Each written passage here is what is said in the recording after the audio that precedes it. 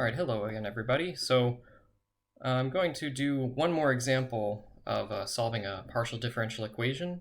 So we've talked a bit about the diffusion equation, which is the same as the heat equation, and then we talked about the wave equation. We've applied the same techniques to solve both of those partial differential equations. And I want to do one more example of a very important partial differential equation that shows up a lot in physics, and that's called Laplace's equation. So we're going to go through a lot of those steps again, which should be familiar about how to solve a PDE using separation of variables with a different PDE and in a different context. So that's the plan.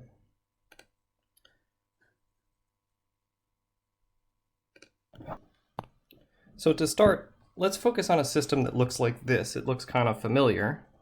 Rather than talking about diffusion, let's go back and talk about heat flow or the temperature flow. And let's imagine you've got here a metal rod. Doesn't have to be metal, but let's just say it's a metal rod. And it's in contact with two objects which are at different temperatures. So let's say, for example, this side is in contact with freezing water, which is, of course, at 0 degrees Celsius. And then the other side, let's say, is in contact with boiling water, which is at 100 degrees Celsius. And as usual, the rod will have length L, so this will be x equals to 0, this will be x equals to L here. And so then the thing that we're trying to describe is the temperature of a little piece of the rod at point x at time t. So this would be t of x and t. In other words, the little piece of the rod at position x and time t has temperature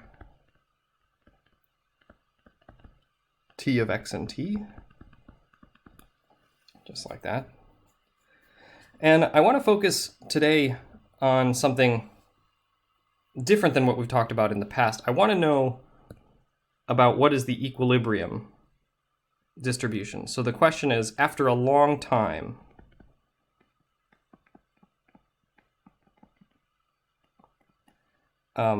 when everything comes to a steady state, so nothing is changing anymore, what is the temperature T of x and t? Or maybe better to call it just what is the temperature T? What is the equilibrium temperature T equilibrium of x, so that no longer changing with time? And your first instinct is you're saying, well, if it's the freezing water and boiling water, everything's going to eventually come to 50 degrees Celsius. But what I imagine is, I'm keeping this on a stove, so I'm always having this thing boiling. So I'm adding heat into this here. And then I've got this one is in contact with a refrigerator or something. So this is a refrigerator here. So I'm always having the left end at 0. I'm always having the right end at 100 degrees Celsius. I keep those ends fixed, and I want to know what is the temperature of the temperature distribution of the rod after a long time has passed. So we know the partial differential equation for heat flow. It's the same as the diffusion equation. So our heat equation looks like this, which you're familiar with. It looks like partial T is equal to some constant times d squared T dx squared. And this constant's called the thermal conductivity. It's just a constant describing the how well the rod conducts heat. So for example, something like goose down has a low thermal conductivity, and that's why you make coats out of it.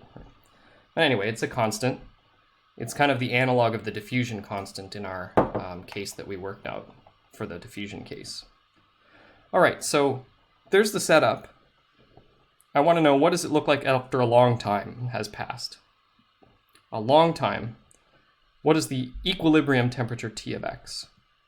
So I'm going to start this with the clicker question, have you think about it to yourself. Which of the following curves do you think will be the equilibrium temperatures of the rod after a long time?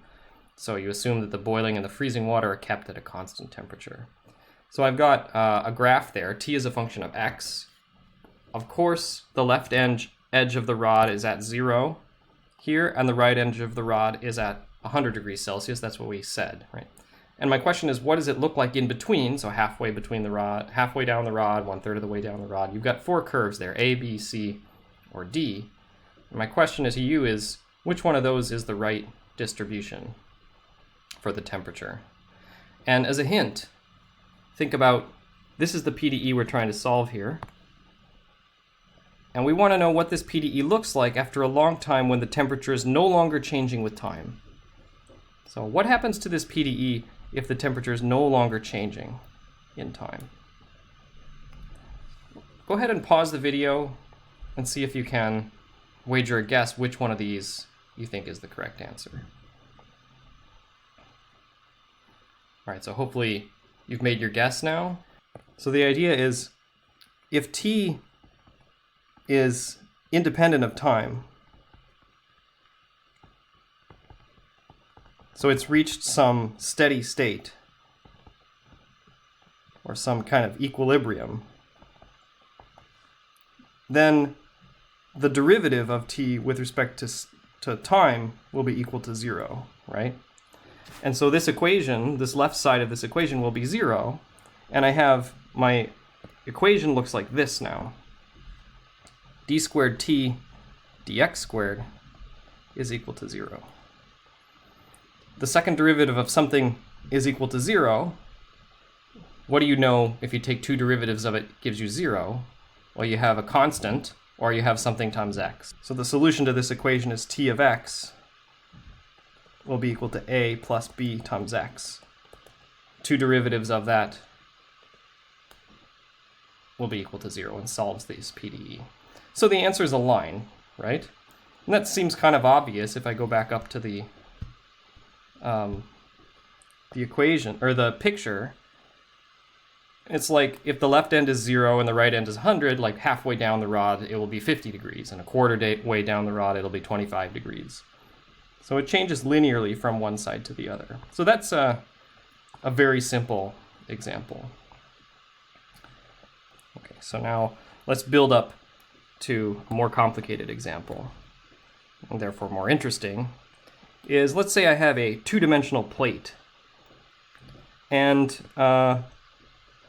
3 edges of the plate are in contact with cold water. So this would be T is equal to 0 degrees Celsius. Okay. And then one edge of the plate is in contact with something hot. So this would be T is equal to 100 degrees Celsius. Let's call it TH for hot. And those will be 0. So this is a kind of idealized example, but you could imagine a physical, like where this could show up in the real world. Like this is the floor plate of your apartment, and maybe you have windows on each side of your apartment, so that it's like much colder on 3 sides of your apartment. And then one side of your apartment is where the radiator is, and so you have a much hotter temperature on that wall. And you want to know what the temperature of your apartment is like in different positions. So for example, let's pick this point down here will be the point 0, 0, and we'll pick our coordinate system like this, y and x. You know, assuming that this is come to some kind of equilibrium, my question is,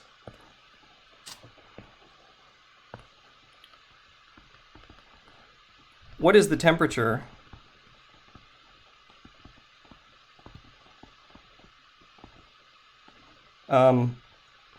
at the point x and y when it comes to a steady state?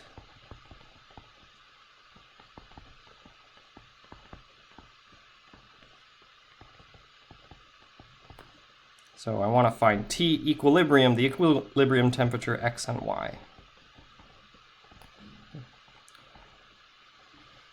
This is still a heat flow problem. So I would still have my diffusion equation, d squared T dt squared is equal to thermal conductivity, and then instead of the derivative with respect to x squared, I have d by dx squared plus d squared by dy squared, T of x. and y. If it's in steady state, just like in the previous example, the temperature is not changing with time anymore, so it's come into equilibrium. And I have the left side equal to 0.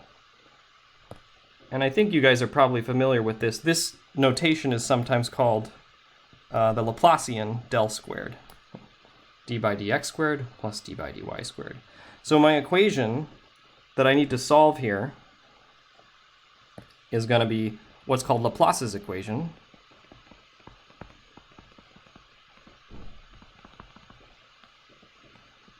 Which is del squared t of x and y is equal to 0. And that del squared just means dt d squared t dx squared plus d squared t dy squared equals to 0. This equation shows up a lot, not only in this kind of example, but also in E and M.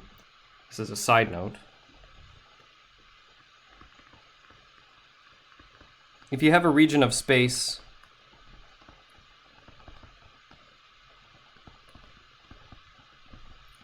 with no free charges in it,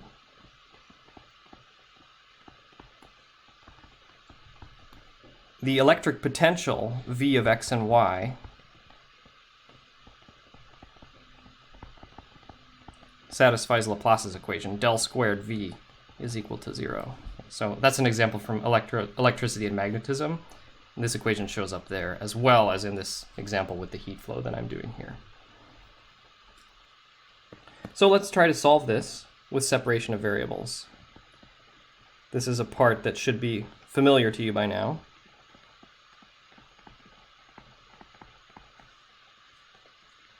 So we're going to assume t of x and y is equal to two functions, x of x and y of y. Right? So I'm assuming that it has a separated form. And I'm going to plug it into Laplace's equation. Del squared t is equal to 0. What do I have? I have d by dx squared of x, y of y, plus d by dy squared, x of x, y of y is equal to 0. Okay? And I can just use x double prime of x. The y is just treated as a constant in the first one, plus y double prime of y times x of x. The x is treated as a constant in the second one, is equal to 0. So just to be clear, the prime there means the derivative with respect to the argument. So in this case, the prime means derivative with respect to x, and here it means derivative with respect to y. Hopefully that's clear. And then we do the usual thing. So we divide both sides by x times y.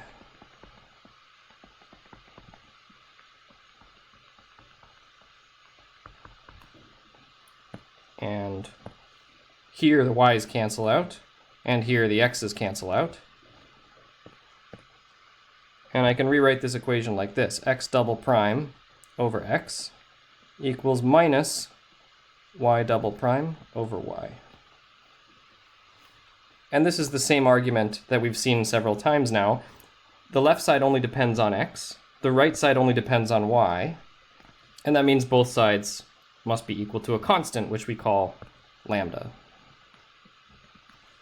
And so I've got my two ODEs. First ODE is x double prime over x. Try to make clear these are capitals, is equal to lambda. And the second ODE is y double prime of x, y double prime of y is equal to minus lambda. Those are the two ODEs I get from separation of variables. Okay, last thing I want to do is talk about the boundary conditions. So I've recopied the figure here. And let's say that the plate is a square.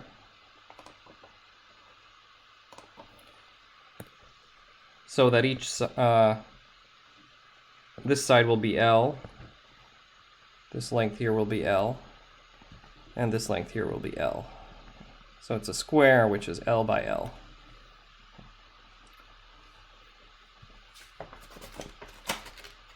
We have our PDE, we have our ODEs. Now we need to think about what are the boundary conditions that we should apply here. So let me kind of finish this with another clicker question.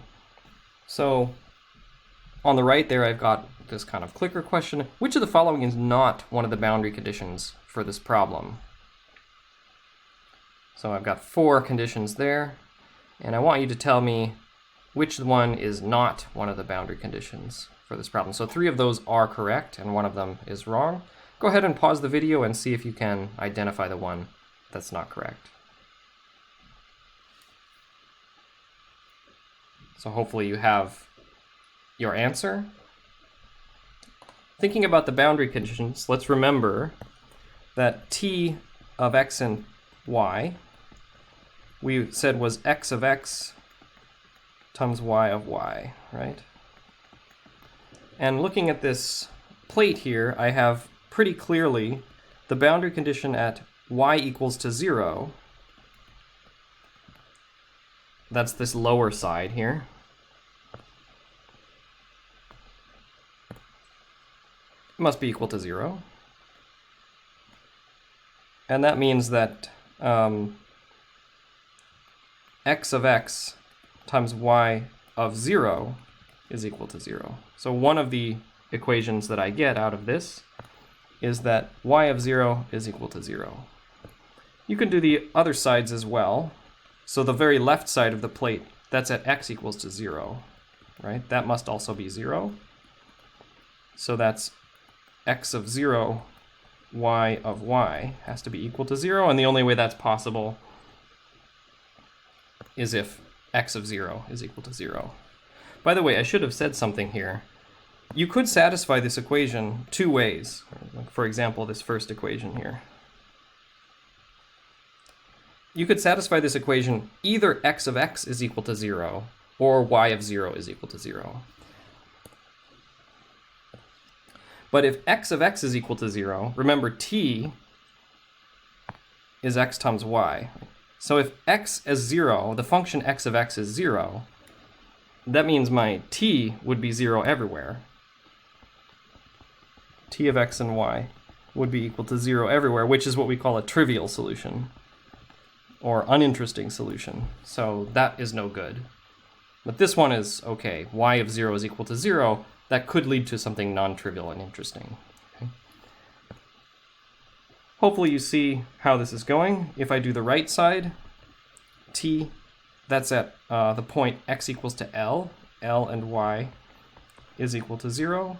So that means x of L, y of y is equal to 0. And the only way that's possible for a non-trivial solution is if x of L is equal to 0. And so the one that's wrong here is the last one.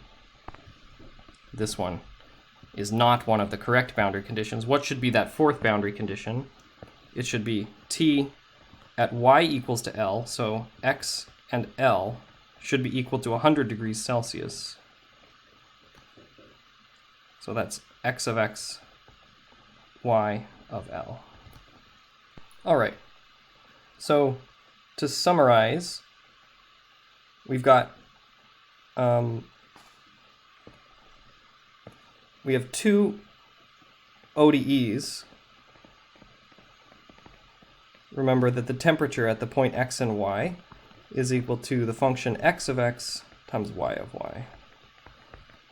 And we had 2 ODEs when we applied separation of variables, which looked like this. X double prime over x was equal to lambda, and y double prime over y was equal to minus lambda. And we had boundary conditions. X of 0 is equal to 0. X of L is equal to 0. Y of 0 is equal to 0. And then we had one other boundary condition, which is that the temperature at the point, any point x and y is equal to L must be equal to this, what I'm calling T hot, which is 100 degrees Celsius. take a look at these boundary conditions. These are what we call homogeneous boundary conditions. And this one here is an inhomogeneous boundary condition.